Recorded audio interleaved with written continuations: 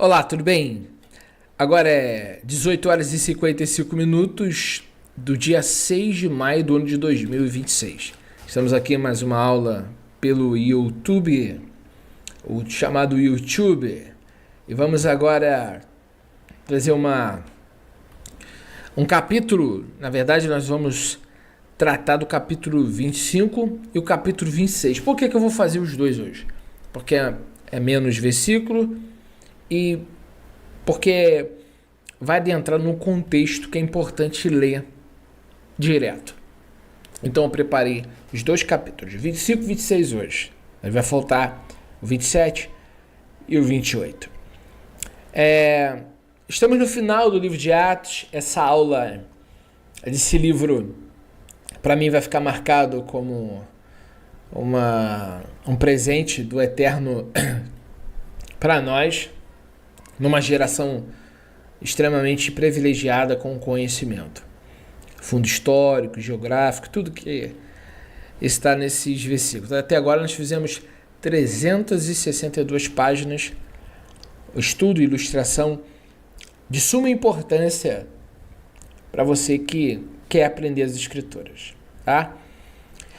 Bom, nós vamos orar para começar.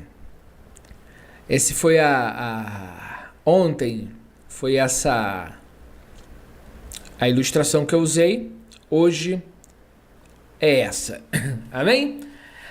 Oremos ao nosso Pai, Yahweh Elohim. Bendito és tu, Elohim, Criador dos céus e da terra. Fala conosco de uma forma clara e objetiva, nos ensina, nos exorta e nos corrija. Seja conosco, no nome de Yeshua HaMashiach.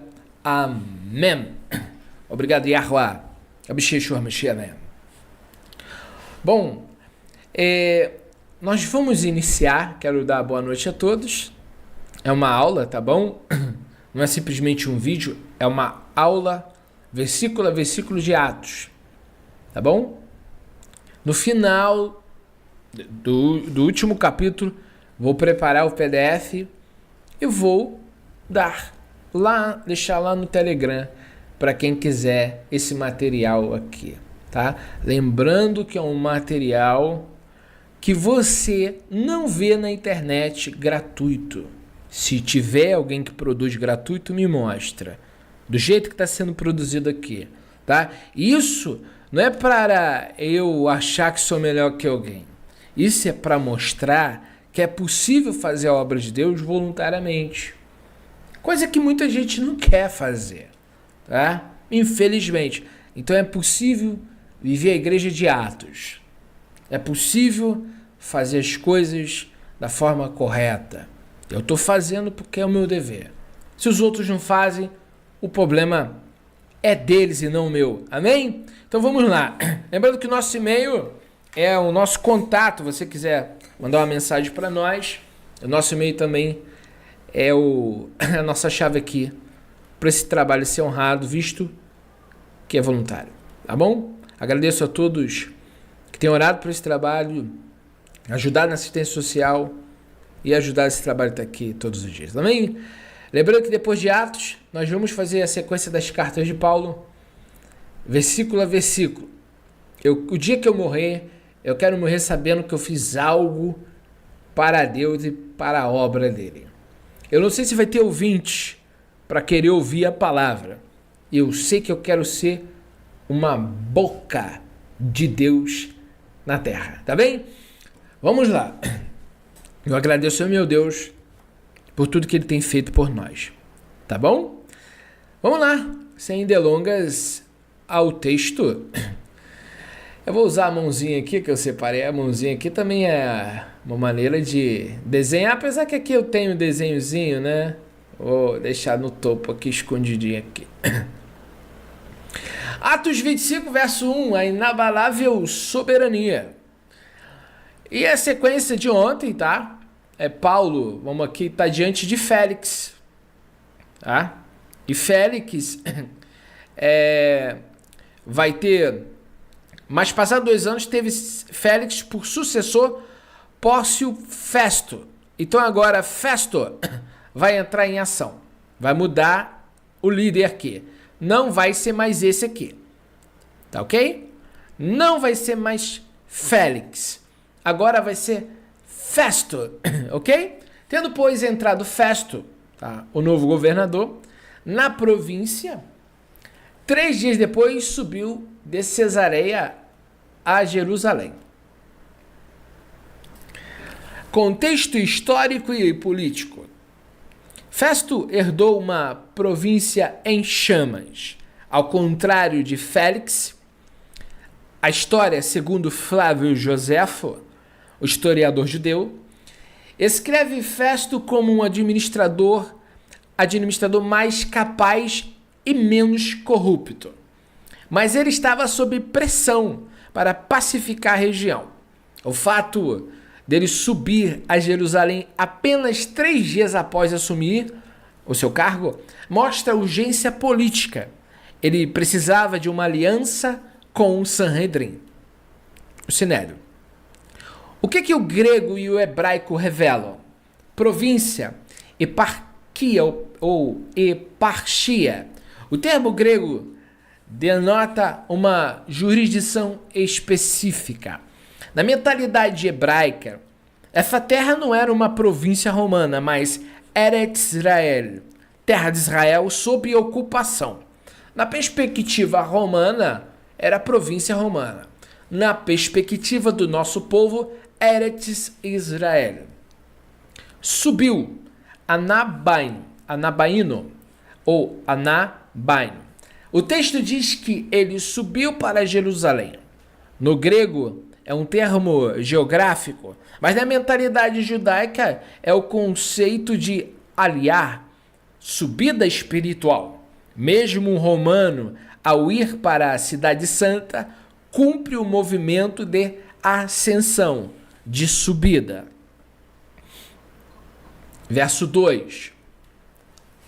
E os principais sacerdotes e os mais importantes dos judeus apresentaram-lhe queixa contra Paulo e lhe rogaram. Etimologia e mentalidade. Os principais sacerdotes, arquieres ou archieres, aqui vemos o termo grego para os Kohanim, Hagadolim. A tradição judaica Mishnah nos diz que essa elite era predominantemente saduceia, focado no poder político e no templo. Apresentaram queixa em Fanizo. Fanizo, no grego, esse termo é técnico-jurídico. Significa fazer uma exibição formal ou expor provas. Eles não estavam apenas fofocando, estavam protocolando uma acusação formal de sedição. Essa sedição seria contra o Império Romano. Os sacerdotes queriam a eliminação de Paulo. Então eles estão falando que os cristãos e o líder desse cristianismo estão fazendo sedição contra Roma para que Paulo caia numa lei romana de punição, que é a pena capital. O que é a tradução oculta? A palavra rogaram, parekaloion. No imperfeito, sugere uma ação contínua. Eles não pediram uma vez, eles estavam repetidamente. Havia uma pressão psicológica sobre o novo governador. Pedindo como um favor contra ele, tá? Que o fizesse vir a Jerusalém. Então, pedindo um favor contra ele, que o fizesse vir a Jerusalém, armando ciladas para matarem no caminho. Então, um favor contra o Paulo, né? Os judeus queriam que o governador fizesse um favor contra o Paulo, para levar Paulo em Jerusalém, no caminho fazer ciladas para eliminar.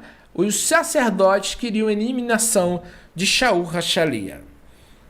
Tradição judaica e conceito de favor. Favor, sharim, ren. No hebraico a palavra seria ren, graça a favor. O Sinédrio estava pedindo um favor político, em vez de justiça. Na tradição da halakha, lei judaica oral, o julgamento de um réu deveria ser público e protegido. O fato de planejarem uma cilada enedra mostra que eles já haviam abandonado a Torá em favor do desviver político. Eu estou usando o termo porque aqui a plataforma não aceita essas expressões aqui, tá? Cilada, enedra. A mentalidade aqui é a de um ambush. No contexto da época, a Judéia estava infestada de sicários, zelotes radicais. O Sinédrio provavelmente pretendia usar esses sicários para fazer o trabalho sujo, mantendo as mãos limpas ritualmente. Mas Festo respondeu que Paulo estava guardado em Cesareia e que ele mesmo brevemente partiria para lá. Ele iria para Cesareia, o novo governante ali, Festo. A firmeza romana. Festo, agindo como um autêntico romano, aplica o juris ordo. Ele não cede ao capricho religioso imediatamente. Cesareia era a sede administrativa praetorium. Mentalidade. Festo mantém a soberania de Roma. Ele diz em essência, a justiça romana ocorre no tribunal romano, não em deslocamentos perigosos. Verso 5. Dizia ele, o que entre vós tem poder, desçam comigo, e, se houver nesse homem algum crime, acusem-no. O que não se vê na tradução, análise do grego, tem poder, dinatoi. A tradução comum é os que podem, mas no grego do século I, dinatoi, refere-se aos homens de influência e autoridade, os notáveis.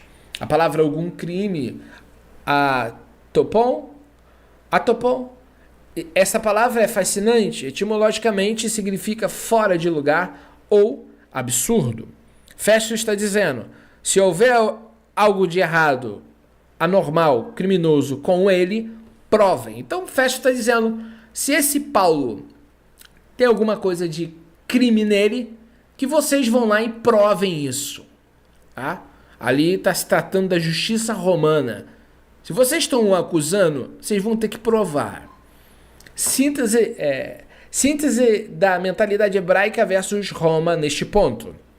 Judeus queriam a mishpat, justiça, baseada na tradição e na eliminação de um apóstata. Romanos buscavam a pax romana através da lex, lei escrita. 6. E demorando-se entre eles não mais do que 8 ou 10 dias, desceu a Cesareia e no dia seguinte, assentando-se no tribunal, mandou que trouxessem a Paulo. Tribunal Bema, vocês já viram esse tribunal, já postei uma imagem. A palavra grega Bema é crucial. Não era apenas uma cadeira, era uma plataforma elevada, o assento oficial do julgamento. Na mentalidade judaica, isso remete ao Beit Din, casa do julgamento. Mas aqui a autoridade é o Império Romano. A pressa de Festo. Note a precisão temporal. 8 ou 10 dias. No dia seguinte, Festo quer resolver o problema de Paulo. O problema Paulo. Rapidamente para não começar seu governo com uma crise com líderes locais. Então Festo quer resolver o problema Paulo. Aqui é como uma ilustração. Tá? Para você ver. Ok? Acompanhando com a gente aqui? Ok? Samuel Felipe, tá acompanhando? Tá acompanhando, vovô Pete? Presta atenção, Pete, presta atenção. 7. Chegando ele, rodearam-no os judeus, que haviam descido de Jerusalém, trazendo contra ele muitas e graves acusações que não podiam provar. Acusar é fácil, provar é difícil, né? Rodearam-no periestesan. O grego sugere um cerco físico e intimidador. No Salmo 22:12, há uma linguagem semelhante. Muitos touros me cercaram. A mentalidade aqui é a de um linchamento jurídico. Graves acusações, bariatiai. No grego, baros, significa pesado. No pensamento hebraico, essas seriam acusações de Hilul Hashem, profanação do nome, templo, e insurreição. Porém, o texto enfatiza, não podiam provar, sem 2 ou 3 testemunhas oculares, conforme a Torá, Deuteronômio 19:15, a acusação era nula. 8. Paulo, porém, respondendo por si, disse, eu não pequei em nada, nem contra a lei dos judeus, nem contra o templo, nem contra César. A defesa tripartite. A mentalidade de Paulo. Paulo estrutura sua defesa para cobrir todas as jurisdições possíveis. Religiosa, nem contra a lei dos judeus, Torá, não pecou contra a Torá. Ritual, nem contra o templo, Beit HaMikdash, questões rituais. Civil política, nem contra César, o imperador. Ele afirma sua inocência como um judeu observante e como um cidadão romano leal. No hebraico, ele estaria dizendo que não cometeu erro, errar o alvo, pecado contra as instituições. Ele disse, não pequei nem contra a Torá, não pequei nem contra o templo, não pequei nem contra o imperador. Verso 9. Mas Festo, querendo alcançar a favor dos judeus, respondeu a Paulo e disse, queres tu subir a Jerusalém e ser lá julgado destas coisas perante mim? A palavra armadilha política, favor, charim. Novamente a palavra charis. Festo está tentando usar Paulo como moeda de troca política. Perante mim, Festo tenta suavizar a proposta.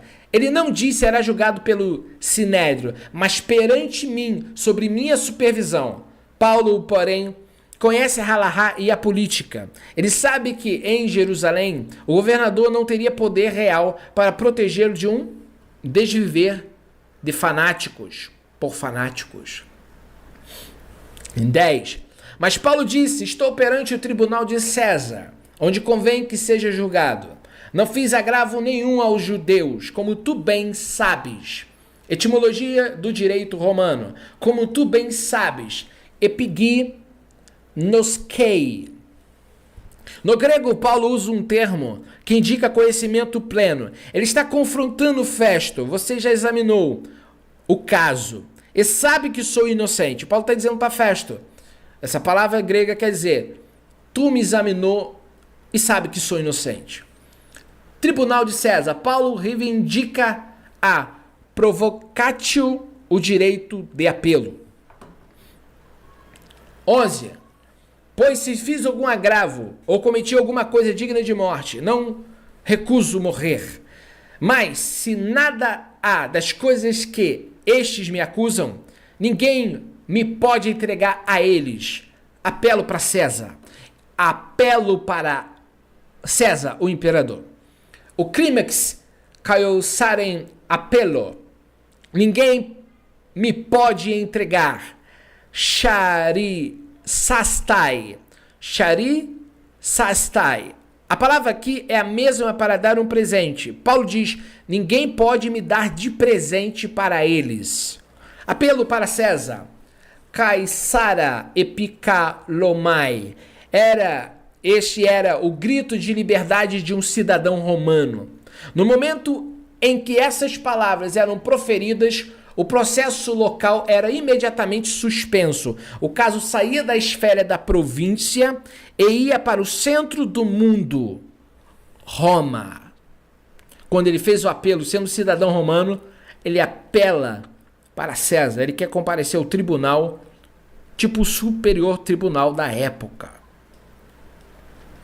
12. Então Festo, tendo falado com o conselho, respondeu, apelaste para César irás. Análise final deste bloco. Festo consulta o seu concilium, assessoria, né? de técnicos e jurídicos, né? Assessoras, técnicos e jurídicos. Então ele foi até o seu próprio conselho romano, tá? Daí não é o conselho da elite judaica, o Sanhedrin, tá? Esse concílio aqui, tá? O seu concílio. Então é muito importante na hora da leitura você ver o português, porque consulta o seu. Se fosse o do Sinédrio, seria o conselho dos judeus. Então ele pede um conselho do pedido de Paulo, visto que Paulo é romano, ele tem que perguntar aos seus técnicos jurídicos, seus assessores de Roma, tá? Por causa da lei romana. Ele tem que ver na lei romana o que tem que ser feito. O tom de Festo pode ser interpretado como um misto de alívio e ironia. Você quer o imperador, pois o imperador você terá. O destino de Paulo não foi selado por Festo, nem pelo Sanhedrin Sinédrio. Ao dizer apelo para César, Paulo estava cumprindo a profecia de Yeshua, né? Atos 23:11. Yeshua falou com ele: importa que deixe testemunho também em Roma. Quando Yeshua aparece para Paulo e diz para Paulo: você vai aparecer em Roma. Quer dizer que ele não ia morrer antes disso. A soberania de Elohim usou o código legal romano para garantir a viagem de Paulo, com escolta e custeio pelo Estado, até o coração do império. Eu quero falar uma coisa para vocês. Esse nosso Criador, esse nosso Messias, pode tudo. Quando ele disse para Paulo: convém que tu deixes testemunho em Roma, Paulo descansou. Os judeus não tocariam no fio de cabelo dele. Paulo não morre. Antes de pregar para o mundo da época, todos os líderes da Judéia e romanos e ao imperador. Amigo, isso fala muito. Por que Cristo deixou Paulo morrer decapitado? Porque Paulo já tinha cumprido o seu ministério. A gente nasce achando que nasceu para casar, para comprar casa, para ter dinheiro.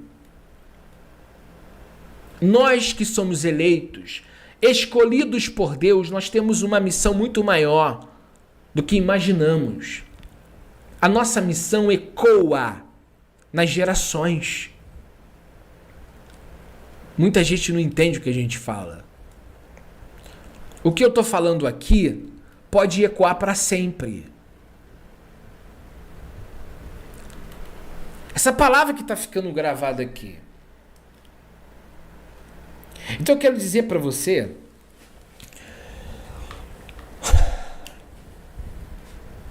que todos nós temos um ministério que tem um início e um fim.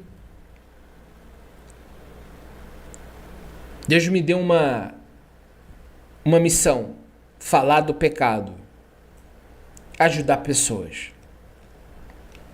Minha missão é essa.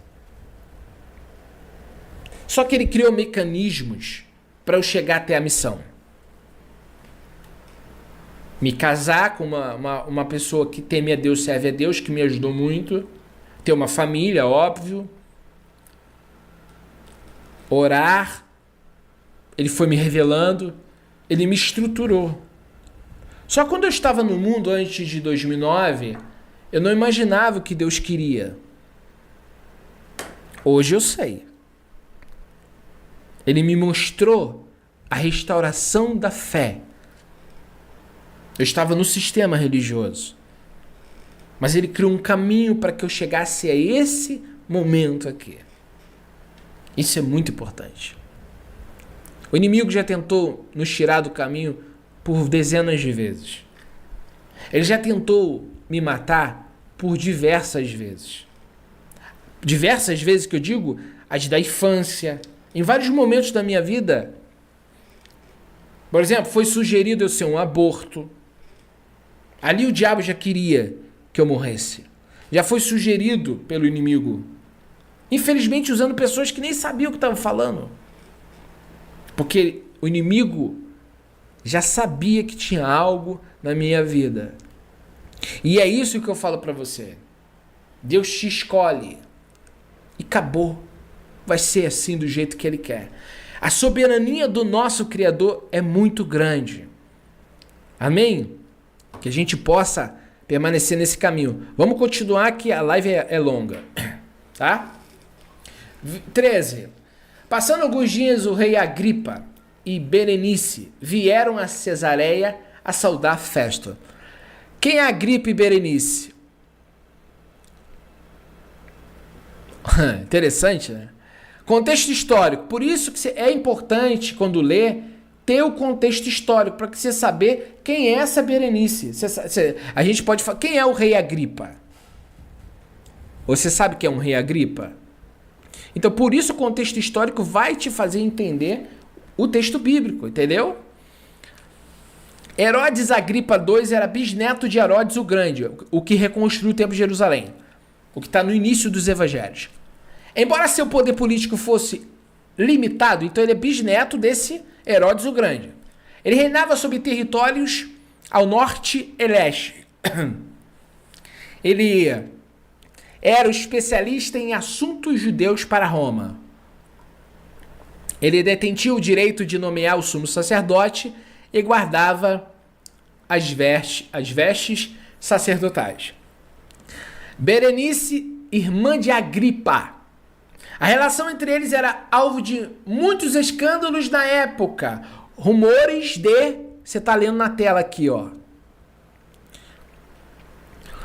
Alguns diziam que eles tinham um caso.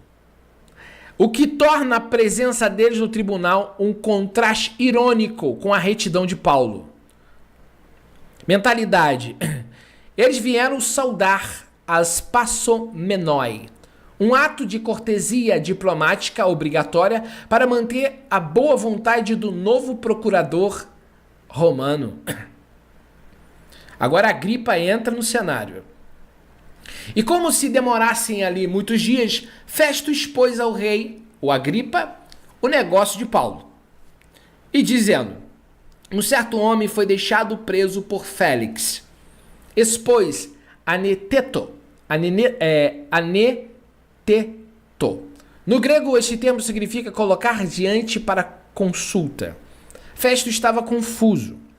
Como um romano leigo em teologia judaica, ele não sabia nada do judaísmo, ele precisava de um parecer técnico de Agripa para escrever o relatório que acompanharia Paulo a Roma, porque Agripa era judeu. Um certo homem. Festo fala de Paulo com indiferença. Para Roma, Paulo era apenas o detento herdado de uma administração anterior corrupta. Então, para Festo, Paulo é só um preso, nada mais. 15 e 16. Acerca do qual, estando eu em Jerusalém, os principais sacerdotes e anciãos dos judeus me deram informações, pedindo sentença contra ele, os quais respondi que não é costume dos romanos entregar algum homem à morte, sem que o acusado tenha presentes os seus acusadores e possa defender-se da acusação. A mentalidade da lex romana versus tradição judaica. Costume dos romanos. Ethos. Festo exalta a justiça romana. Na mentalidade de Roma, o direito à defesa, apologia e o confronto face a face com os acusadores eram pilares civilizatórios. Entregar, charizestai. Mais uma vez, Festo usa o termo que significa dar como favor. Ele se gaba de ter recusado entregar Paulo como um presente político aos judeus antes de um julgamento justo. 18 e 19.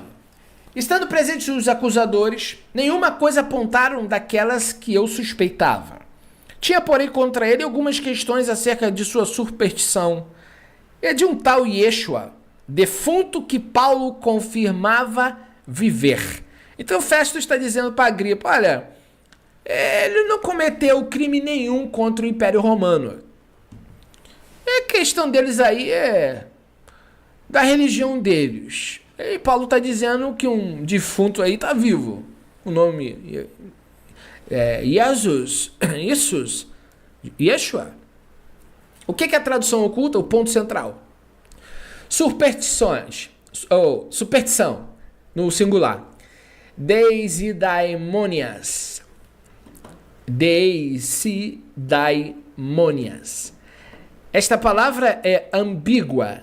Pode significar religião ou superstição.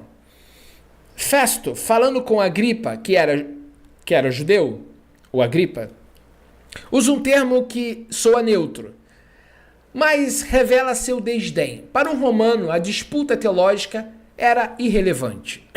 Um tal de Yeshua. Esta é a frase mais impactante do capítulo. Para Festo, Yeshua era apenas um morto. Tetenekotos. Tetenekotos. Nekotos. Mentalidade hebraica e cristã. Para Paulo, o centro de tudo era a ressurreição. O que Festo vê como uma questão de palavras, Paulo vê como a esperança de Israel e o cumprimento das promessas. Para Festo, não é nada, eles não acreditam, não são religiosos. 21, 22. Mas apelando Paulo para que fosse reservado ao conhecimento de Augusto,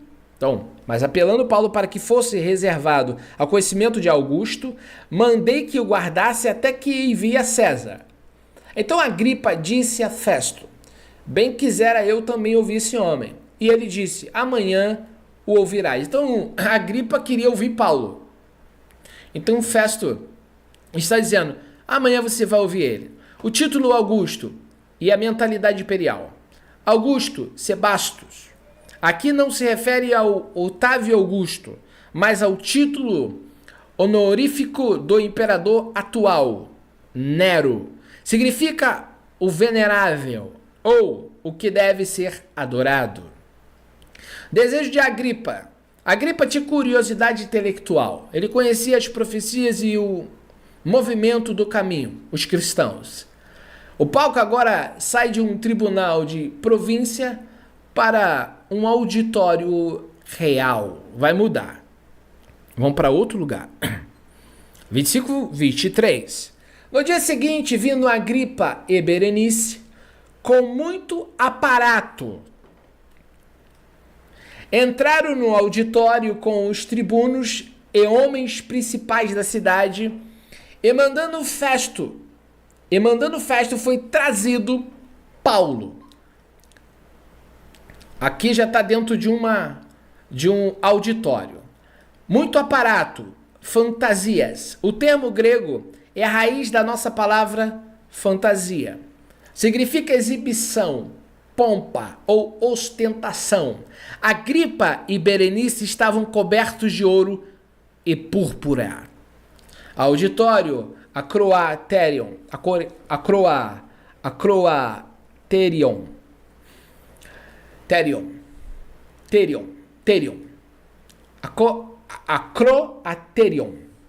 Não era apenas uma sala, mas um local oficial para audições públicas e discursos acadêmicos ou jurídicos. Então ele sai daquela imagem lá no início para esse ambiente, ok? Paulo vai diante de Agripa, Festo e Berenice, ok? Berenice. Contraste de mentalidade. De um lado, a fantasia, o brilho passageiro dos reis. De outro, um prisioneiro em corrente. Para o mundo, Paulo era o réu. Na realidade espiritual, ele era o embaixador de um reino maior. 24, 25. Festo disse, Rei Agripa e todos os varões que estáis presentes conosco, aqui vedes este homem, Paulo, por causa de quem toda a multidão dos judeus me tem rogado, tanto em Jerusalém como aqui, clamando que não convém que viva mais. Mas achando eu que nenhuma coisa digna de morte fizera, apelando ele mesmo também para Augusto, o César, o imperador, determinei enviá-lo. Análise jurídica e histórica. Festo admite publicamente a pressão popular. Rogado. No grego indica uma petição urgente e emocional. Nenhuma coisa é digna de morte. Festo reafirma a inocência de Paulo sobre a lex romana. Ele não peca contra a lei romana. Note que ele está em uma saia justa. Ele tem um prisioneiro que a lei diz ser inocente, mas que os líderes religiosos, seus aliados políticos, querem ele morto. Querem o Paulo. O apelo para César foi a saída de emergência de Festo. Para Festo, isso soou muito bem, porque ele não precisa tomar decisão nenhuma, então ele não fica mal nem com um nem com o outro. Ok? 26. Do qual não tenho coisa alguma acerca que escreva ao Senhor. Marque isso aqui. Está falando do César, né? Por isso perante vós o trouxe, principalmente perante ti, ó rei Agripa, para que, feita a inquirição, tenha alguma coisa que escrever. O que é a tradução oculta? O título Senhor. Kyrios, Senhor. Festo usa o título Kyrios para se referir a Nero. Isso é muito significativo na questão do grego. Isso é muito significativo o Festo usar Kyrios para se referir a César.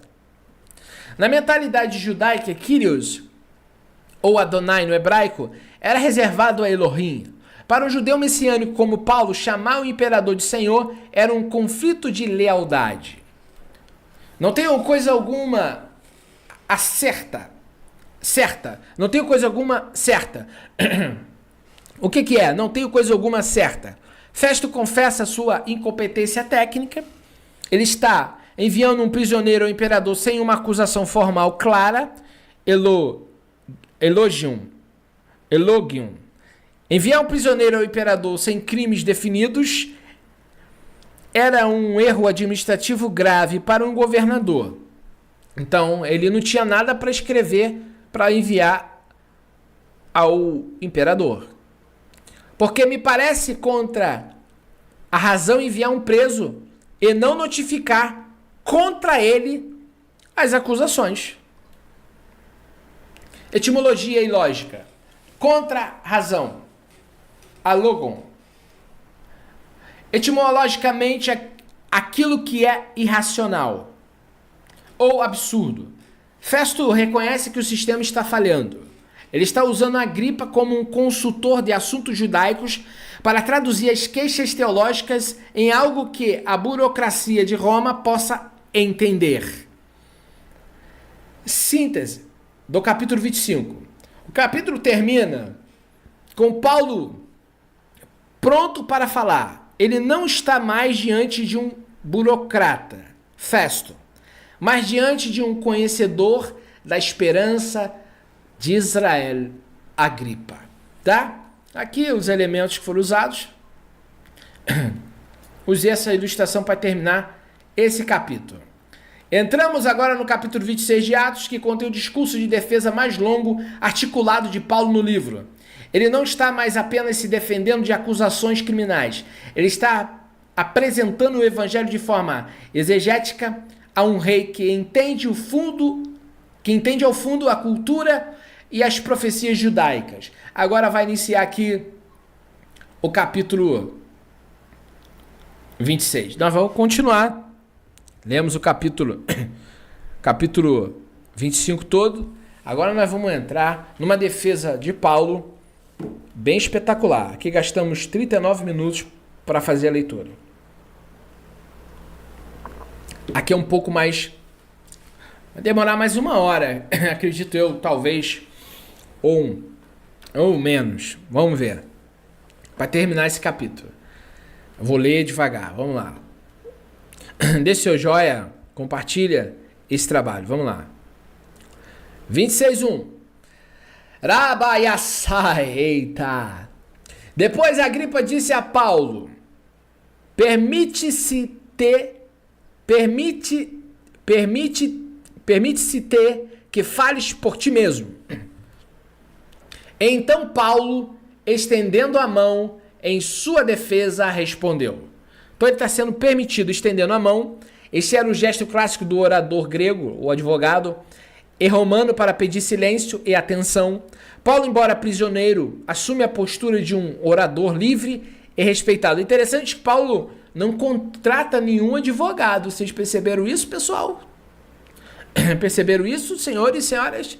Ele mesmo é um advogado. Defesa, apologeito.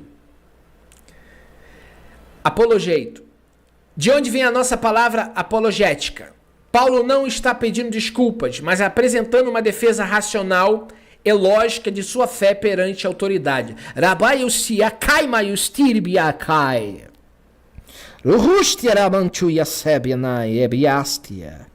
Degai machunia astustia rabayumar. Berigana rustia ribiasuriakai rebayumai. Derabia sebia. Shurikia hanamanchu maebia. Ritsai mahab na fine capia. Rebibiki asubia nervas, rabanchus, tusterabanchu yamai. Berika mahunia sepia marabayasai. Beribi. Rust aramanchu yamai. Eita! Glória! Aleluia! Irmãos, acontece, amém? Acontece na live aqui. O Senhor descer, amém? Oh, meu Deus, aleluia. Vamos seguir. Daragai, mãe. Glória. Mas apresentando uma defesa racional e lógica da sua fé perante a autoridade. Matsai Ebiamai. Oh, glória. 2, 3. Vamos lá, deixa Deus agir. Tenho-me por venturoso, ó rei Agripa, de que perante ti me haja hoje defender de tudo de que sou acusado pelos judeus. Mormente sabendo eu que és perito em todos os costumes e questões que há entre os judeus, pelo que te rogo que me ouças com paciência. O que é que não se vê na tradução? A perícia de Agripa, perito, egnosten, perito, gnosten. Gnosten no grego. Paulo usa uma palavra que indica alguém que tem conhecimento por experiência direta. Agripa II, sendo da linhagem herodiana e tendo crescido em Roma, mas administrando os interesses do templo, conhecia as nuances das seitas, fariseus, saduceus que Festo ignorava.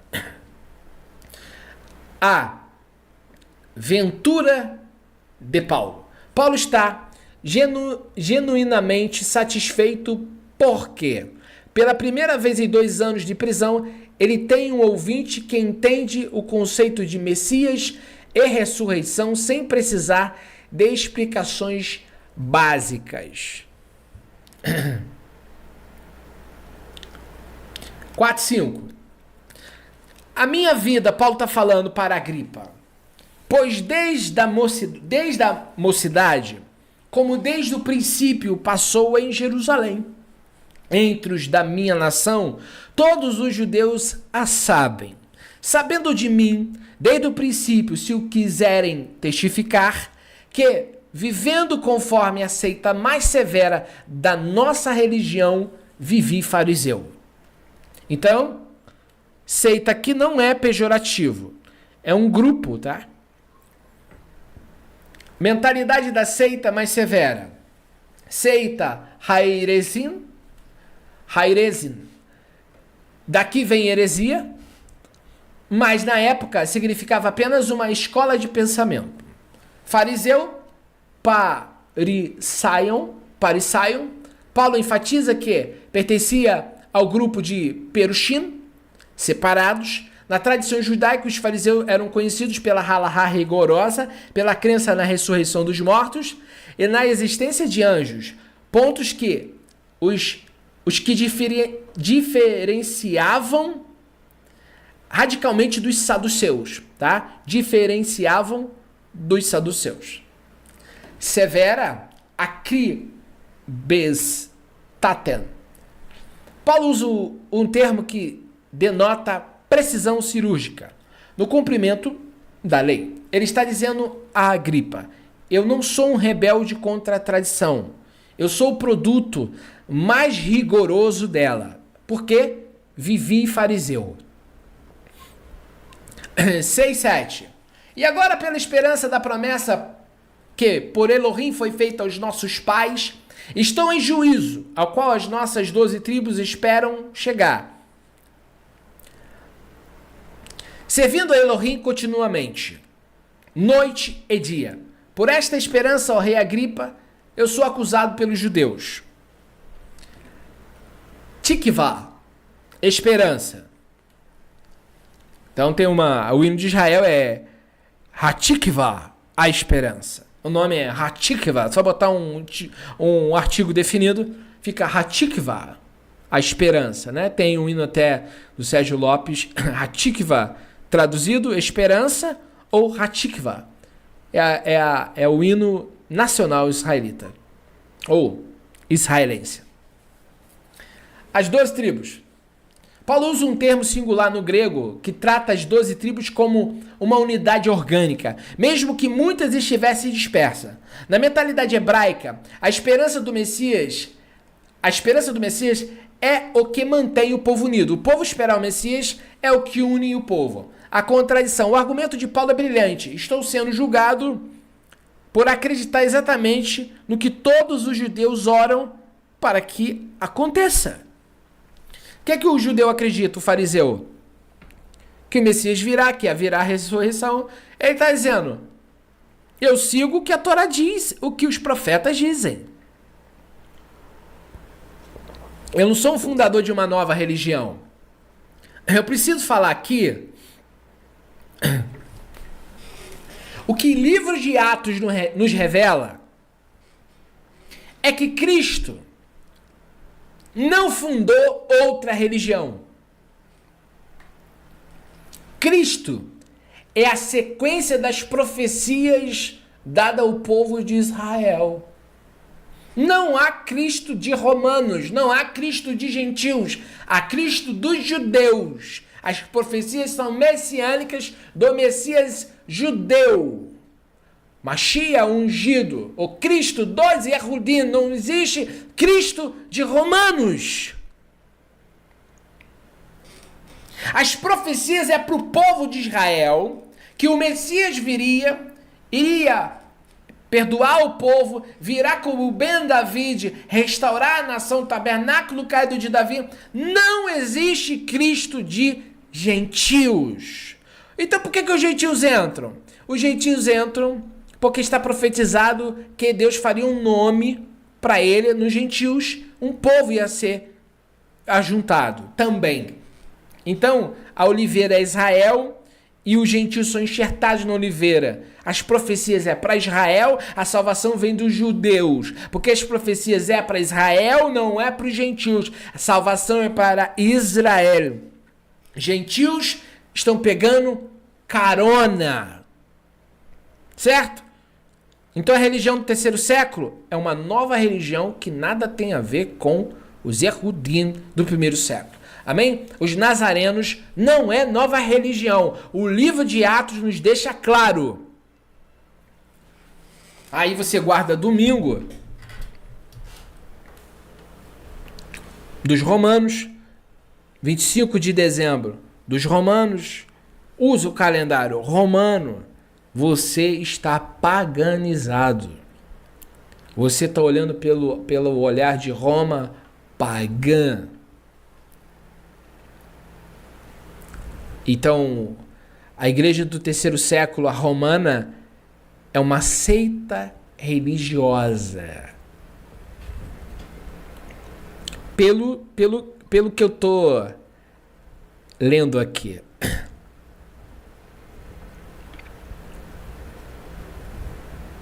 O livro de Atos é revelador, não disse para você que esse é o livro? Agora, não quer dizer que você vai para o judaísmo ortodoxo. Porque quem está acusando Paulo ali é a elite judaica. O que nós temos que seguir é o judaísmo de Yeshua, Halachá de Yeshua. O Shabat continua sendo uma festa do eterno. As festas bíblicas continuam sendo pro eterno. Não existe domingo como dia de descanso. No primeiro dia da semana, nós lembramos de Yeshua e guardamos o Shabat. A diferença é grande. Seguir a Halahá de Yeshua não é seguir Roma. E também não é seguir a ortodoxia farisaica. Então, significa o seguinte, dentro do judaísmo, que havia vários tipos de denominações, saduceus, essênios, zelotes, herodianos, nós temos a Halahá de Yeshua, os judeus Netzarim. Nós somos os nazarenos, voltando para Atos, fazendo de sedacá, deixando barba crescer. Não guardamos domingo. A igreja somos nós. Deus não habita em templos. Isso é Halahá de Yeshua. Não habita em templos feitos por mãos de homem. Deu para entender a diferença? Nós temos que seguir a Halahá de Yeshua. O judaísmo, se existe um judaísmo verdadeiro, é o que Yeshua Hanotsiri ensinou.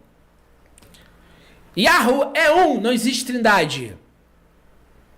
O próprio Yeshua disse que tem um Deus. Lá no Apocalipse ele usa Elohai por várias vezes. E Elohai no hebraico, para quem estuda hebraico, sabe que é meu Deus. E Yeshua disse, Yahu é meu Deus.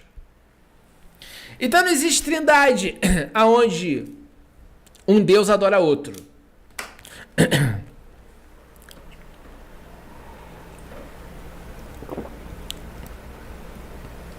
Vamos, né? Vamos seguir.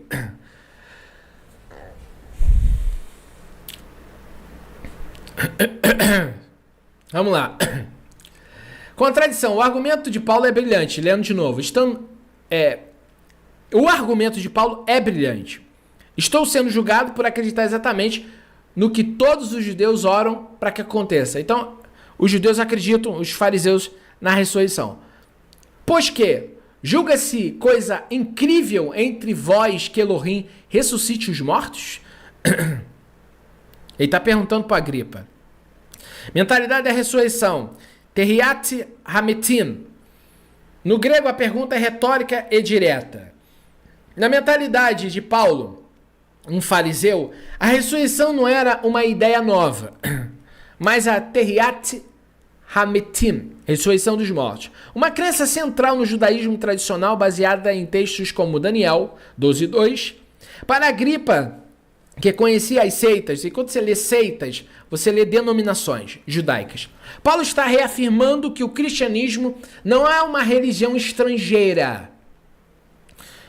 Não é religião estrangeira, mas o cumprimento da esperança farisaica. É Deus cumprindo a promessa que fez ao povo dele. Isso é o cristianismo bíblico. 26:10-11.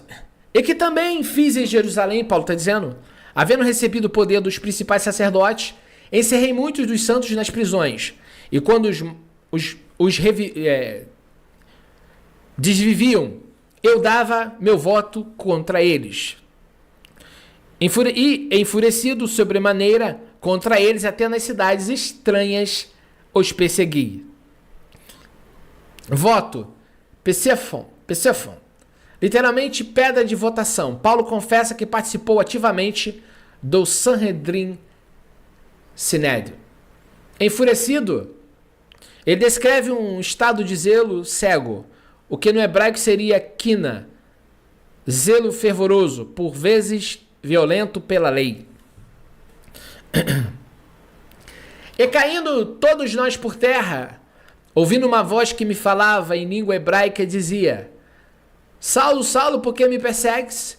Dura coisa te é recalcitrar contra os aguilhões. E o que é o aguilhão? Essa peça aqui, ó, na verdade, aqui, ó, o aguilhão, aqui, ó, é uma peça com uma ponta que aponta aqui, ó, ok? Essa peça, se o boi parasse ia ferir o boi aqui. Então, para quê? Para empurrar essa madeira para arar a terra, tá? Então, o Yeshua está usando essa linguagem para Paulo. Queria ser ferido se ele continuasse resistindo. O boi tem que andar para frente. O boi não pode parar. Se o boi para, joga para trás e vai ser ferido.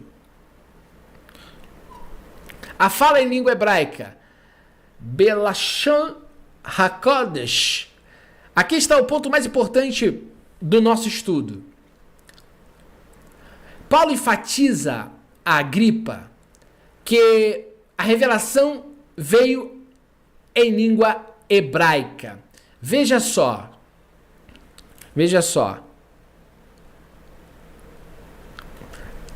Aqui, ó, peraí. Deixa eu voltar aqui.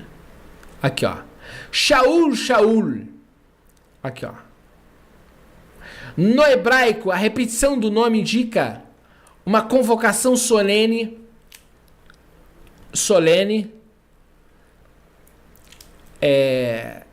Veja só.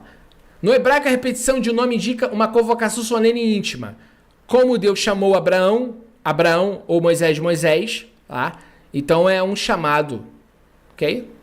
Aguilhões, já mostrei lá no contexto agrícola da Judéia, era um malmad, uma vara pontiaguda usada para guiar bois.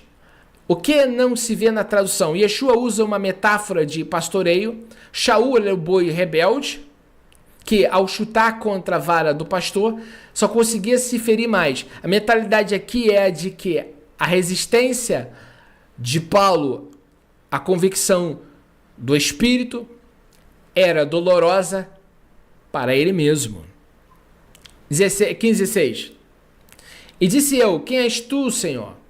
Ele respondeu, eu sou Yeshua, a quem tu persegues. Mas levanta-te e põe-te sobre teus pés, porque te apareci por isso, para te pôr por ministro e testemunha tanto das coisas que tenho visto, como daquelas pelas quais te aparecerei ainda. Eu botei Jesus aqui, né? Anohi Yeshua. Ao ouvir o nome Yeshua, que significa salvação ou Yahu salva, Paulo entende imediatamente a conexão etimológica com as promessas messiânicas de salvação. Levanta-te com o comando, levanta-te, é recorrente em chamados proféticos no Antigo Testamento. Fica de pé que falarei contigo, lembra nos profetas? Então, cum. 18. Para lhes abrir os olhos e das trevas converteres à luz e do poder de Satanás a Elohim, a fim de que recebam a remissão dos pecados e sorte entre os santificados pela fé em mim. Aqui é um ponto que serve não só para Agripa a gente entender. O que Paulo está dizendo para Agripa é o que Yeshua falou que vai fazer. As pessoas estão sob o poder de Satanás. Vou olhar para você aqui. As pessoas estão sob o poder de Satanás. Isso significa que as pessoas estão presas espiritualmente. Eu sempre costumo falar isso. Existe uma prisão espiritual. Outro dia eu estava até falando com Cássia, e esse versículo aqui cai como chave de ouro aqui para isso, por raciocínio. As pessoas, quando estão no mundo, sem Deus, na teologia, elas estão sob influência de uma prisão espiritual. Para que essas pessoas saiam dessa prisão, tem que haver uma ação divina. Não tem como eu fazer. Eu sou só um mensageiro. Tem que Deus fazer. Ele tem que enviar o poder para quebrar essas correntes espirituais que você não está vendo, que é o reino das trevas, tá?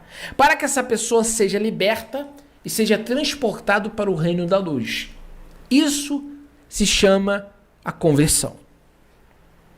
Por isso que você ir só com Bíblia não resolve. Não? Não.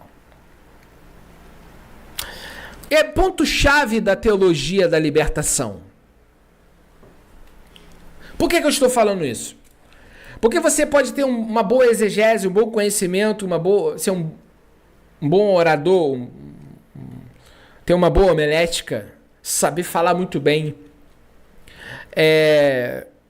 saber se comunicar, saber se expressar, e você falar tudo perfeitamente. Se Deus não tocar, não há libertação. Só que entra o paradoxo. Por quê? Por que Deus me libertou e não libertou meu vizinho? Aí eu dou a minha opinião humilde. Em uma das cartas de Paulo, Charles Rochalia diz que, por não receber o amor da verdade, resistirem, não aceitarem, Deus envia a operação do erro para quem teve prazer na injustiça, no erro, no pecado. Significa que há pessoas que não querem viver a libertação. Não é falta de poder. Paulo diz que Deus deseja que todos os homens se salvem. Porém, ele não vai salvar quem não quer ser salvo.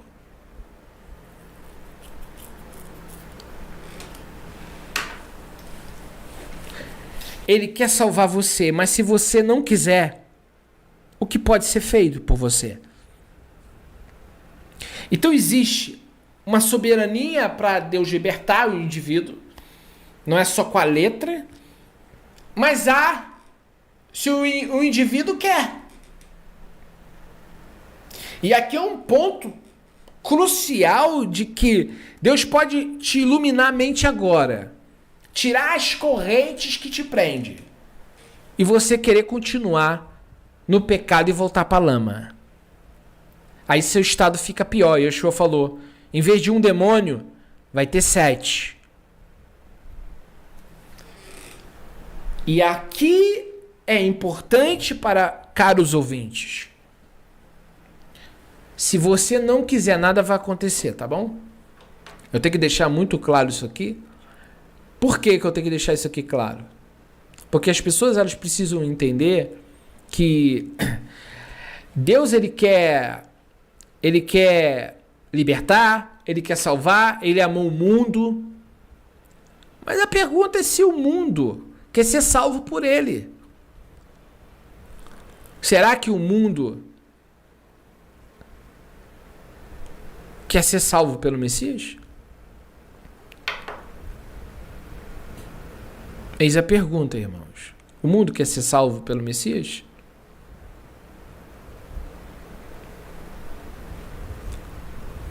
Vamos continuar. Eu não sei. Do poder de Satanás a Elohim, a fim de que recebam remissão dos pecados. Então, enquanto a pessoa estiver na prisão de Satanás, ela não é perdoada. Tá? Ela vai receber o perdão dos pecados depois que se converte à luz. Então ela tem que sair das trevas. Através do poder de Deus, manifestado através de Yeshua, aí a pessoa recebe perdão dos pecados. Então significa que desenvolve, é passo a passo, é degraus. Degraus subindo. Tá? Degraus. Degrau. Aqui, ó. Vamos lá. Aí Samuel gosta que eu desenhe. Mas vovô é ruim pra desenhar, Samuel. Vovô não sabe desenhar, não. A sua avó que sabe, eu não sei. Aqui, ó. Vou tentar fazer escadinha aqui, Samuel. Ó, aqui. Tá meio torto. Aí degrau. Aqui, ó. Essa subida. Um degrau por vez. Entende? Das trevas à luz, uma metáfora clássica do Taná, Isaías 42, 6. O Messias faria isso. Sobre a missão do seu servo, a missão do servo do Senhor, do servo sofredor. É sobre a missão do servo do Senhor de Arwa, lá no Isaías 42, tá? No hebraico, a passagem de Roshek, trevas, para Or, luz. Remissão, Serrilá é pecado. Serrilá é perdão do pecado, tá? É a forma hebraica para perdão. Selihá, tá? Tô falando outra palavra, misericórdia. Selihá. Aqui é o rete, tá? Então aqui, ó, Selihá. Senão eu falo errado, amém? Afesin. Em grego, aqui é o F, tá? PH aqui, tá? Afesin. Selihá, perdão total das dívidas ou ofensas, tá? Então aqui vemos claramente que o Paulo ele cita passagens do Antigo Testamento para fazer a sua defesa, ensinando aqui através do ensino que Yeshua deu.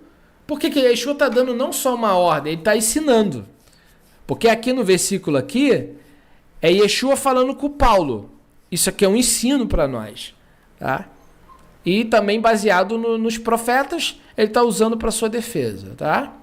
Sorte, Cleron, Goral,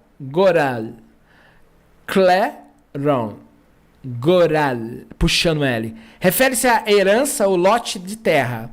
Paulo está dizendo que os gentios agora recebem um Goral, um quinhão, herança, no reino. Assim como as tribos de Israel receberam a sua herança na terra de Israel, da terra prometida de Canaã. Então, assim como os israelitas receberam um Goral, os gentios, né? Assim como Israel recebeu, os gentios também. Pelo que, ó rei Agripa, não fui desobediente à visão celestial. Visão celestial, orânio optácia, tá? Ou orânio optácia. Paulo usa um termo que evoca as teofanias do Antigo Testamento, tá? No hebraico ele estaria se referindo a uma visão profética. Teofanias é quando Deus aparece falando através de um anjo de alguma coisa, tá? Hoje eu estava vendo um rabino, ele estava falando com um pastor que você não pode falar que Deus é um homem.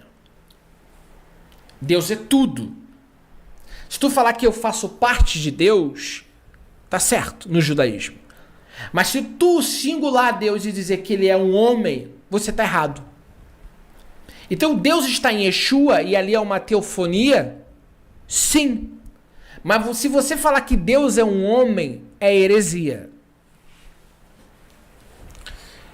E aqui que tá, Deus é o tudo. Dentro dele vivemos, existimos e nos movemos. Vamos continuar. Não fui desobediente. Para um judeu como Agripa, desobedecer a uma ordem direta de Elohim vinda dos céus, Shamaim, seria um pecado gravíssimo. Paulo justifica sua mudança de vida não como uma rebeldia contra a tradição, mas como uma obediência radical ao Elohim de Israel. Ele está dizendo, eu mudei de opinião, de postura, porque Deus apareceu para mim. 26:20. Antes anunciei primeiramente aos que estão em Damasco e em Jerusalém, e por toda a terra da Judéia e aos gentios, que se emendassem e se convertessem a Elohim, fazendo obras dignas de arrependimento. O que o texto nos dá além da tradução? Se emendassem e se convertessem. No original, temos o conceito de techuvá, arrependimento e retorno. Não é apenas sentir remorso, mas mudar, né? Mudança, tá? Mas mudar a direção do caminho dela. Então, você tá indo assim, aí você volta. Ok? Você imagina um caminho, você dando a volta. Né? Você tá por uma estrada aqui, ó. Uma estrada. Aí você vai e vai virar aqui. Vai embora. Ok? Dá meia volta, filho. Tem muita gente precisando da meia volta. Arrependimento não é falar que tá arrependido, não. Não é chorar, não. A pessoa sente remorso. É diferente. Foi o que Judas sentiu. Arrependimento vai muito mais do que chorar, tá? Arrependimento eu não vou fazer mais e não faz. Aquelas pessoas que ficam falando que estão arrependidas e continuam fazendo as mesmas coisas, não estão arrependidas coisa nenhuma. Tá? Eu ia falar uma coisa aqui, mas deixa pra lá, né? Senão eu vou sair do modo Moré, não quero no momento. Obras dignas. Axa, teis, metanoias erga. Aqui Paulo toca em um ponto sensível para a mentalidade farisaica. O arrependimento não é subjetivo. Ele precisa de frutos visíveis, o que no judaísmo chamamos de ma'asim tovim, boas obras. Ele pregava que a fé no Messias produzia uma vida de retidão. E o papo é o seguinte, agora pega, hein? Você diz que é cristão, mas a tua vida diz o contrário, você vive uma mentira. Eu estou generalizando. É para quem a carapuça servir. Se você se intitula como cristão e não vive como um verdadeiro cristão, você é um mentiroso. É uma fraude. Falar que é não quer dizer nada, amigo. Casou quantas vezes? Compra e paga? Cuida dos filhos da família? Hoje nós estamos numa geração que um homem não sabe qual é a sua responsabilidade. Tem um monte de homem que gosta de fazer filho e deixar para os outros criarem. Aí a mulher tem que ir lá na justiça pedir a pensão. Muitas pessoas não ficam casadas quebrando a mitzvah. Ah, o amor acabou. Ah, o amor acabou? Conquiste de novo. Peça a Deus novamente. O amor é uma ação, não é um sentimento. Eu decido amar. O que acabou aí foi a paixão e as coisas interessantes que ele ou que ela te oferecia. Por isso que muita gente, quando fica doente, o marido ou a mulher vai embora. Por quê? Não me serve mais. Isso era interesse pessoal. Não era amor. Amor não é isso. Tem muita gente que casa um para usar o outro. Amor não é isso. Enquanto tá me servindo, eu tô ali. Não me serve mais, eu pulo fora. Isso é gente interesseira e sem caráter. Ok? Vamos continuar. Né? Senão nós vamos entrar por um outro caminho de exortação aqui. Eu não tô afim, né, aqui agora de perder o foco. Vamos lá. Então tá aqui, tá? Recebe aí, varão, varoa. Por causa disto, os judeus lançaram mão de mim no templo e procuraram me desviver-me. Mentalidade de conflito no templo. Lançaram mão de mim. Silabomenoi. Refere-se a uma prisão violenta e extrajudicial. No templo, Beit HaMikdash, o paradoxo aqui é que Paulo foi preso justamente enquanto cumpria ritos de purificação no templo. O crime aos olhos dos seus perseguidores era a inclusão espiritual dos gentios, algo que eles viam como uma ameaça à santidade da nação, e foi algo que não aconteceu. Mas alcançando o socorro de Elohim, ainda até ao dia de hoje, permaneço dando testemunho tanto a pequenos como grandes, não dizendo nada mais do que o que os profetas e Moisés disseram que havia de acontecer. Paulo novamente está dizendo, eu não estou fazendo nova religião. Eu estou falando o que os profetas disseram e o que Moisés disse. Então, o cristianismo de Yeshua, o movimento do caminho, o movimento de Yeshua é a sequência das promessas de Deus para a nação de Israel. Quem fez nova religião foi Roma. Sai dela, povo meu. Etimologia e continuidade profética. Socorro de Deus, epikouriastes paratoutel. No hebraico, Paulo ecoaria o conceito de Ezer, auxílio divino. Moisés e os profetas, Moshe ve Hanevim. Moshe ve Hanevim, Moisés e os profetas. Esta é a estrutura clássica do Tanakh, né? Moisés e os profetas. Paulo está declarando, eu não inventei uma nova doutrina. Eu sou um exegeta das escrituras que vocês mesmos possuem. Ele vincula o evangelho diretamente à Torá. Por quê? Paulo não tinha Novo Testamento escrito, irmãos. Paulo pregou o evangelho usando a Taná. Então não tem como ter nova religião. Quem fez nova religião foi Roma. Paulo pregou só usando de Gênesis a Malaquias.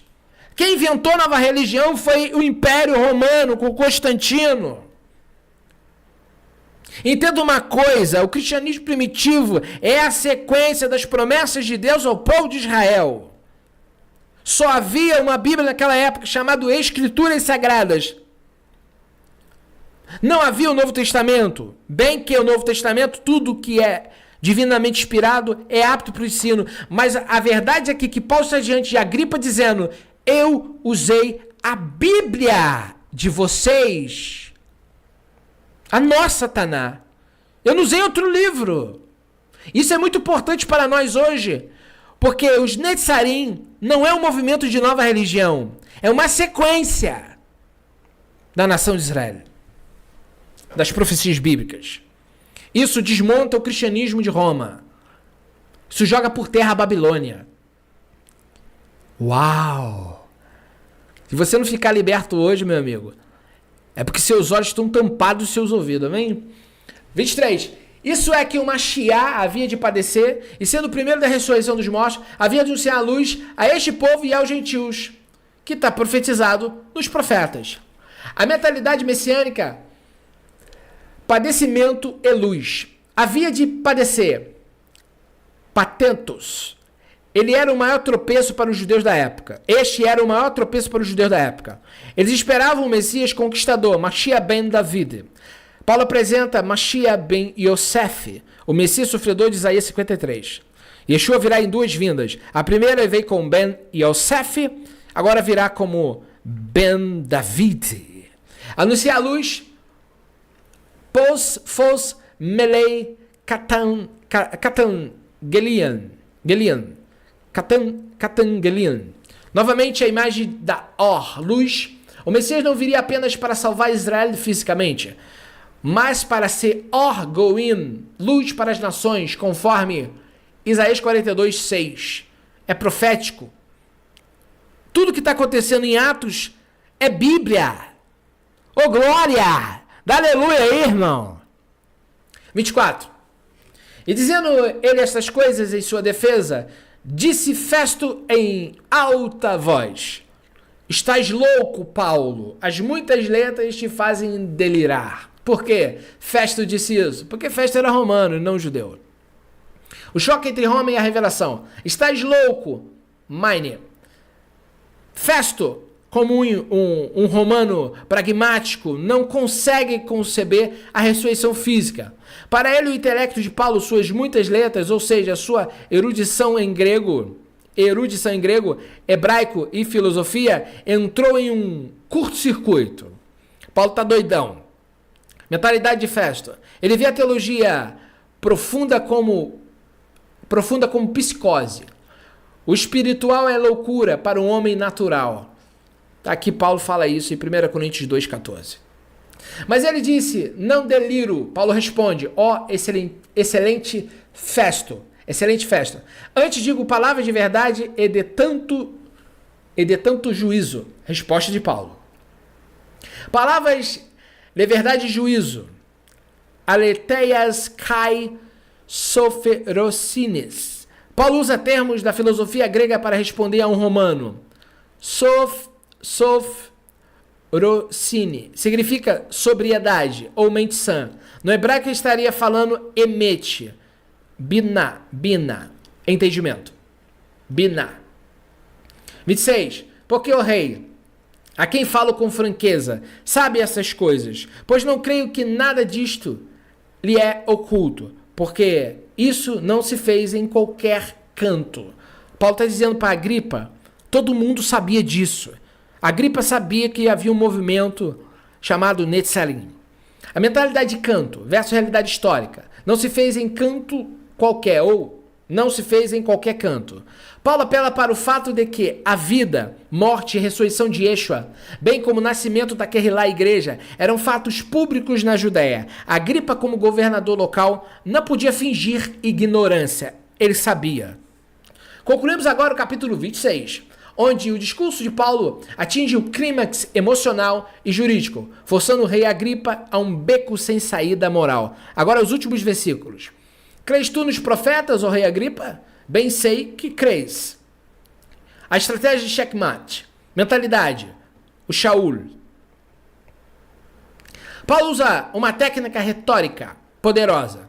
Se Agripa respondesse não, ele perderia sua credibilidade perante o povo judeu que ele governava. Se respondesse sim, ele teria que aceitar as conclusões de Paulo sobre o Mashiach, Messias, pois Paulo acabara de provar que Yeshua cumpriu as Escrituras. E agora o que ele vai falar? O que ele vai responder? Se ele falar não, né? Agripa vai se fazer de que não sabe, né? Bem seis que crês. No hebraico, Paulo está apelando para emuná, fé e fidelidade de Agripa, né? E Paulo está apelando para a fé de Agripa. Ele não questiona o intelecto do rei, mas sua lealdade à herança dos profetas, Neviim. Profetas. 28. E disse Agripa a Paulo: por pouco me queres persuadir a que me faça cristão? Né? Não é uma pergunta. Por que me queres persuadir a que me faça cristão? Né? Eu estou perguntando, não está sem pergunta aqui. O que o grego e o hebraico revelam? Por pouco, em óligo. Em óligo. Esta frase é alvo de debate. Pode significar em pouco tempo ou por um pequeno argumento, tá? Então, por um pouco ou com um pequeno argumento. Cristiano. Naquela época o termo ainda era muitas das vezes usado de forma pejorativa pelos de fora. Na mentalidade, tanto que em Antioquia foi usado de forma pejorativa, cristãos, tá? Na mentalidade de Agripa, tornar-se um cristão significava abandonar o prestígio da dinastia herodiana para se ajuntar a uma seita perseguida. Tá? Então, ele não ia fazer isso, né? A esquiva real. Agripa usa a ironia para escapar da pressão espiritual de Paulo. Ele reconhece a força do argumento, mas não está disposto a pagar o preço do compromisso. Ele pode até ver que Paulo está falando a verdade, que tudo aquilo é real, mas ele não vai largar o prestígio de ser rei para ser de uma seita perseguida. 29. E disse Paulo: aprove Elohim que, ou por pouco ou por muito, não somente tu, mas também todos quantos hoje me ouvem, se tornassem tais como eu sou, exceto por essas cadeias. A mentalidade de compaixão. Exceto estas cadeias. Este é um momento de extrema elegância e amor. Paulo está acorrentado, mas se sente mais livre do que o rei. No hebraico, ele deseja que eles tenham a Geulah, redenção e liberdade espiritual, que ele possui, sem sofrer a aflição física da prisão. Paulo querem que eles tenham a Geulah, essa libertação que Paulo recebeu, mas não quer que eles tenham cadeias neles, tá ok? Tais qual eu sou. Paulo não quer que eles sejam membros de uma religião, mas que tenham a mesma união com o Messias que ele tem. 30. E dizendo ele isto, levantou-se o rei e o governador e Berenice e os que com eles estavam assentados. O encerramento do protocolo. Levantou-se, o fato de levantar-se e encerrar a sessão oficial, tá? O ato de levantar-se significa encerrar a sessão oficial. Então, o ato de levantar-se encerrava a sessão oficial. Então, eles se levantaram, então quer dizer que a sessão terminou. Então, levantaram, acabou. O impacto das palavras de Paulo foi tão forte que a pompa, fantasia, sentiu necessidade de se retirar para processar o que foi ouvido. Então, levantaram-se, encerrou a sessão ali, ok? 31. E retirando-se, falavam uns com os outros, dizendo: este homem nada fez digno de desviver ele, ou de prisões. Veredito da consciência. digno de morte ou prisões. Este é o terceiro testemunho de inocência oficial, tá? Esse é o terceiro testemunho de inocência oficial. Festo já o fizera, agora Agripa confirma. Politicamente, Paulo venceu, mas não havia crime. Não havia crime. Paulo politicamente venceu, não havia crime. Então, Paulo, politicamente, ele vence toda a questão, não há crime. O que estava ali nessa, vamos dizer aqui, nesse final aqui de capítulo, o que está acontecendo aqui? O que restou foi apenas o ódio dos acusadores, que não tinham base no direito romano. Então, tudo que eles fizeram ali, os judeus, os sacerdotes, tudo ali, não provou nada contra Paulo. Paulo ele era um inocente, não se provou nada, e no final das contas, Paulo venceu tudo ali, né? Mas o problema é que ainda continua preso. E por quê? 32. E Agripa disse a Festo: podia este homem ser solto, se não houvesse apelado para César. Uma vez que ele apelou, tem que ir. Não pode o Festo soltar. Tá ok? A ironia da soberania divina. Podia ser solto. Humanamente, parece uma tragédia. Humanamente falando, parece uma tragédia. Se Paulo não tivesse apelado, estaria livre. Parece uma tragédia, mas só que não é. A mentalidade superior. No entanto, se fosse solto na Judéia, Paulo seria morto numa emboscada pelos judeus, como vimos no capítulo 25. Apelar para César, Elohim garantiu a ele proteção, escolta militar romana, provisão, viagem para Roma paga pelo Império Romano, propósito, cumprimento da promessa de Yeshua de testemunhar no centro do mundo pagão. Resumo didático do capítulo 26. O capítulo 26 é a transição final de Paulo da Judéia para o mundo. Ele fecha o ciclo em Israel, provando que o evangelho é a conclusão lógica do judaísmo. Agripa, o último dos reis herodianos, ao ouvir o evangelho de forma tão direta, escolhe a conveniência. Paulo, prisioneiro, escolhe a missão. Então termina-se a conclusão que o evangelho, provando que o evangelho é a conclusão lógica do judaísmo. Paulo está provando que o cristianismo que ele prega é a conclusão do judaísmo. Era e é o judaísmo verdadeiro. Então, amados, o que nós aprendemos nesse capítulo é tão precioso que você nem imagina. Paulo está dizendo que o cristianismo, na verdade, é o verdadeiro judaísmo. Paulo está dizendo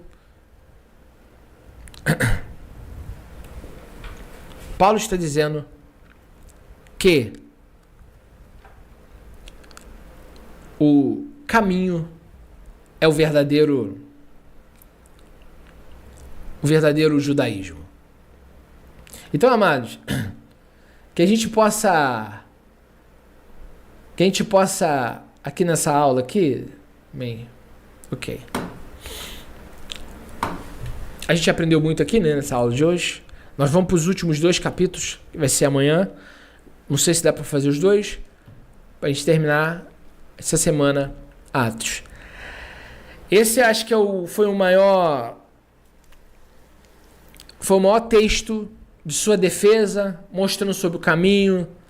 Ele faz uma pregação ali dentro da defesa dele, que Cristo nos liberta das trevas para a luz, do poder de Satanás, que através de Yeshua somos libertos, mundo espiritual, que na verdade o cristianismo bíblico é o verdadeiro judaísmo, é a conclusão das profecias bíblicas. O que acontece no 3º século é que Roma faz uma nova religião pagã, idólatra, e biblicamente que não salva.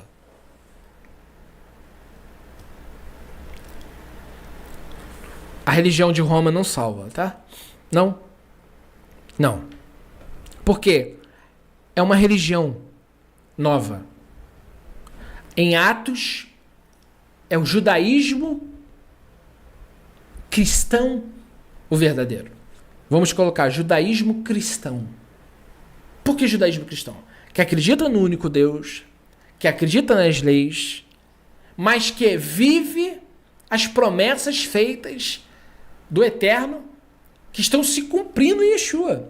Então, o judaísmo de Yeshua nós chamamos de Netzarim, tá? Chamamos de O Caminho, em Antioquia cristãos, tá? Só que não é desvinculado de Israel. Na verdade, é a conclusão do que Deus quer do seu povo Israel. Então, quando você chega diante de um rabino ortodoxo e fala de trindade, você está todo errado. Você acredita na trindade? Não. Não? Não. Não acredito em trindade, a Bíblia não ensina a trindade. Eu acredito no monoteísmo. O monoteísmo. Por quê? Eu acredito no monoteísmo do Eterno, que ele é um. Como a Bíblia diz. Ele é um. Ele está em tudo. Em todos. Sabe? E a Bíblia diz, Deus não é homem para que minta. Nem filho do homem para que se arrependa. O Eterno não é uma criatura. Então, quem é Yeshua? Filho do Criador. Tá? Ele é o que faz a mediação. Não é um homem comum. Não? Não. Um homem comum não pode fazer o que ele fez. Ele é filho de Elohim. Tá? Sendo divino, não vejo nenhum problema teológico falar isso, mas ele não é o próprio Criador. São pessoas distintas. Tanto é distinta que no Apocalipse, Yeshua diz que os vencedores terão o nome do Pai e o nome do Filho. Antes do mundo ser criado, Yeshua já estava com o Pai. É gerado pelo Criador. Gerado. Daí para lá você não tem como explicar mais nada, porque a Bíblia não te fala.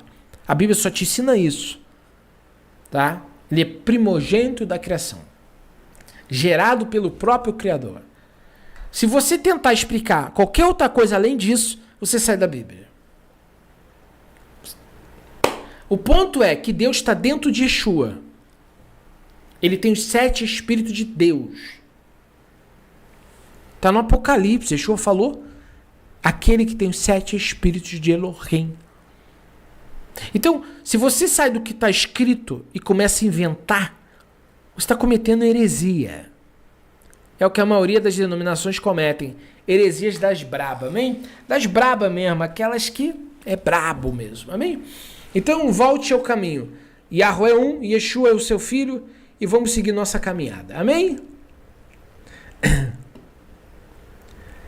Bom, como eu disse, se eu passar dessa explicação, eu estaria inventando qualquer resposta. Eu não vou falar mais nada além disso, porque a Bíblia não me dá. Ah, se fosse... Especulação não é comigo. Tá escrito, tá, não tá, eu não vou dizer nada. Não tenho o que dizer, varão. Amém? Eu não tenho conclusão a dar acerca além disso. É o que está escrito lá e acabou. Amém? Eu não posso ficar aqui, inventar e ficar especulando com vocês que Yeshua é isso, que Yeshua... O que está escrito primogênito da criação de Deus e ponto. Não posso ficar falando. Além disso, né, ele estava com Deus antes do mundo ser criado. Isso que a Bíblia diz. A Bíblia diz que ele é a palavra sai de dentro de Deus. Fala, davar, logos. Eu não posso sair dessa realidade. Então eu não posso querer conjecturar aqui. Não, eu não posso ir além. Amém? Amém?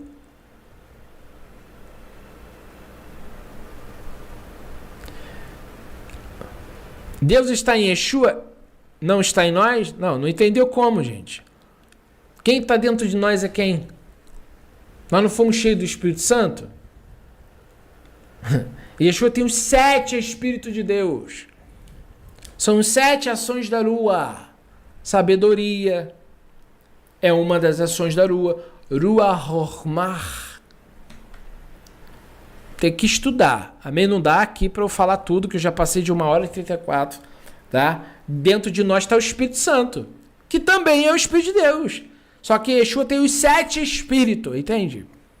Porque está no Apocalipse capítulo 3, amém? Amém? Graça Silva. Amém. Um abraço aí para todo mundo, amém? Deixa eu ir lá, amém? Vamos terminar, amém? Amém. Andressa Godoy, Alceu, Gonzaga, todos aí, amém? Bom, gente, terminamos aqui. 1h30 e vamos terminando aqui, amém? Tudo de bom para todos e a vos abençoe. Um beijo pro Pete, pra Rosângela e pra Cássia, amém? E pro Pete de novo. Tô acabando, Pete. Tá bem? Um abraço aí pra todo mundo aí. Bichinho show, amém? Shalom lekolá.